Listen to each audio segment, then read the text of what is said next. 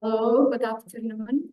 So my name is Daniela. I'm a Portuguese nurse, but currently I'm working in Saudi Arabia in Riyadh city from a home health care department in a hospital. So this is the research, the burden of informal caregivers, and was published this year in the International Journal of Environment Research Public Health. So just to do, thank you, a small briefing regarding the background. So it's a fact that the aging of the population is become older. And because of this trending also in Saudi Arabia, and the culturally think that the families want to take care of their relative members in their homes, this is a fact that we need to assess their burden and to see how can we improve and better give some support to these informal caregivers. So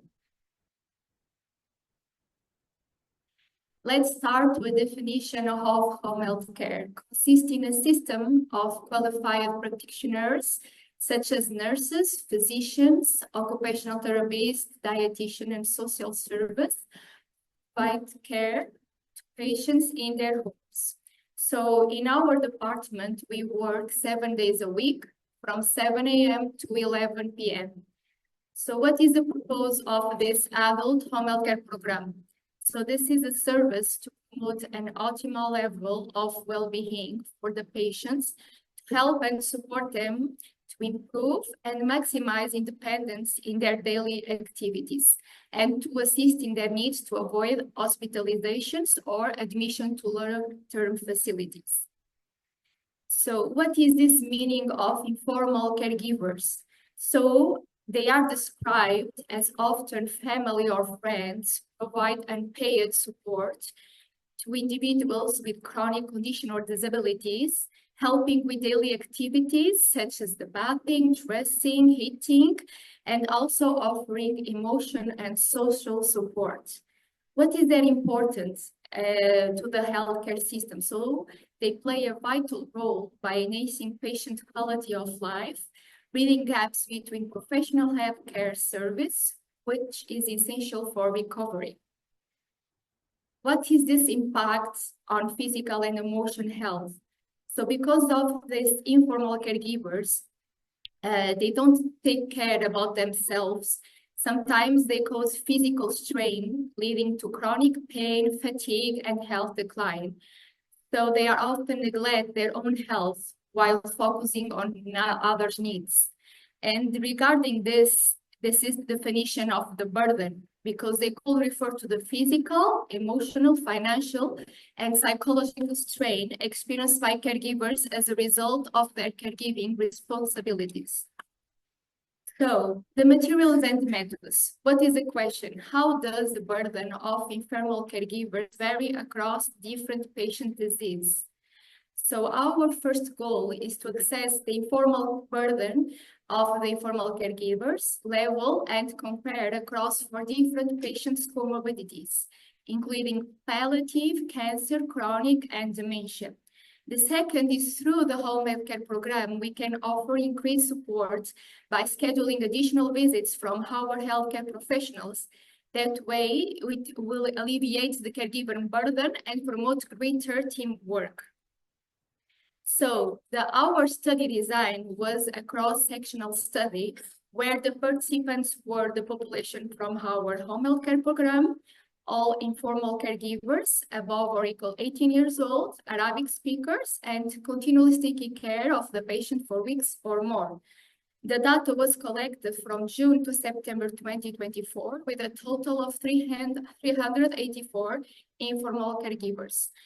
The statistical analysis was done by a survey. This survey has 2 different parts, and this survey was anonymous and sent through the WhatsApp and take about 5 minutes to do it.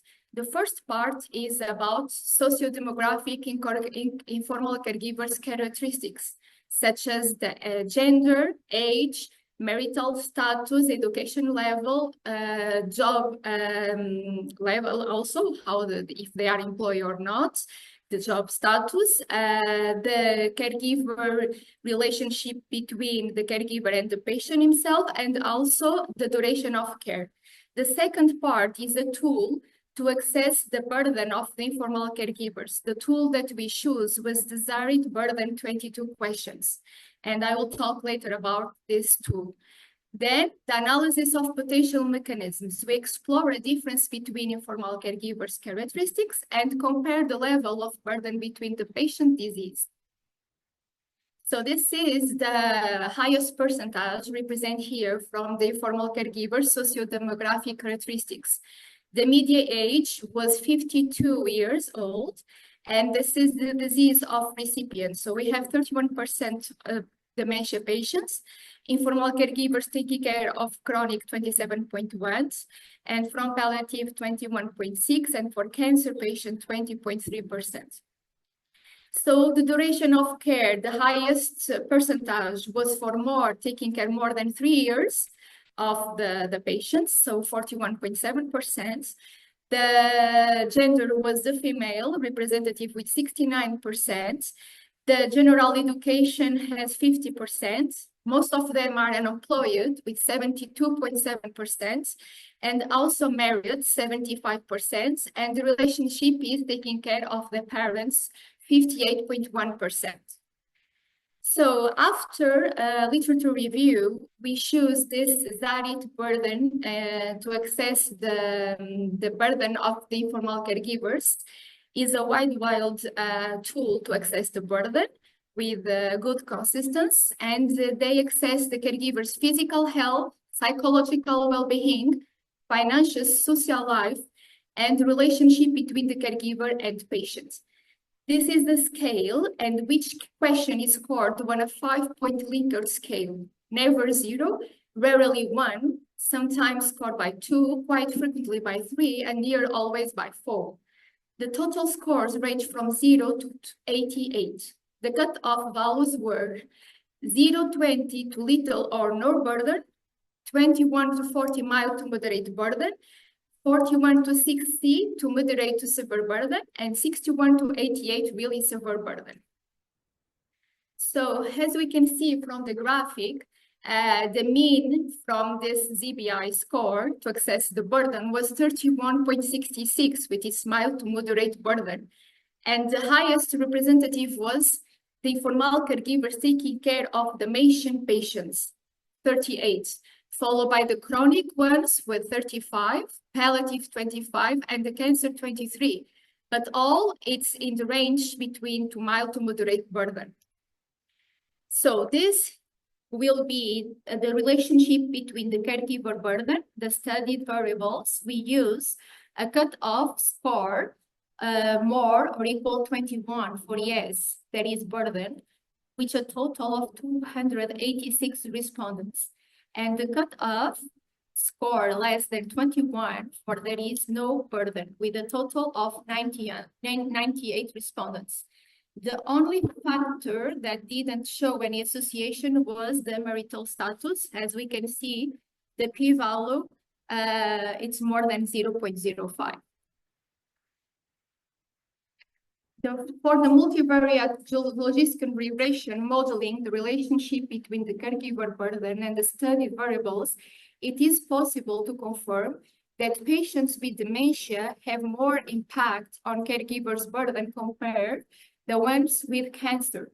Also, to be employed reveal more impact on caregiver, the ones compared with jobs.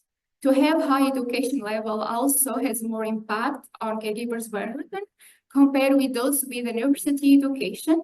And for the last, taking care of spouses reveals more impact on caregivers' burden comparing with taking care of the parents. So we found that the highest caregiver among caregivers' burden of chronic and dementia patients. Factors such as caregiver age, education, employment status, and relationship to the patient were associated with higher burden levels. Spouses, older caregivers, and those with lower education reported the most significant burden. So as a recommendation for improved support, strengthening social and family support network is crucial, as well as providing informal caregivers with the resources necessary to manage their caregiving responsibilities more effectively.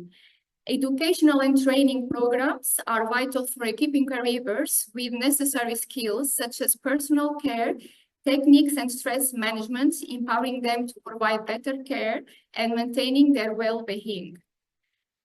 Besides the findings that we, for this research, also some limitations should be addressed, such as the single healthcare facility limiting the findings results, the small sample size for specific patient groups, particularly palliative and cancer patients, crucial factors influencing caregiver burden, such as the caregiver's mental health status, social support or access to resource, and the unique cultural context of Saudi Arabia.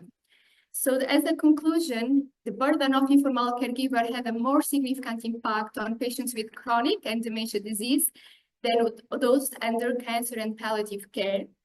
And that could be addressed because of the specialized service for palliative and cancer patients. Therefore, healthcare staff must be more aware of patients and their families' experience and potential needs. Eventually, an interdisciplinary approach and collaborative visits with physician and nurse could minimize informal caregiver burden. Thank you so much.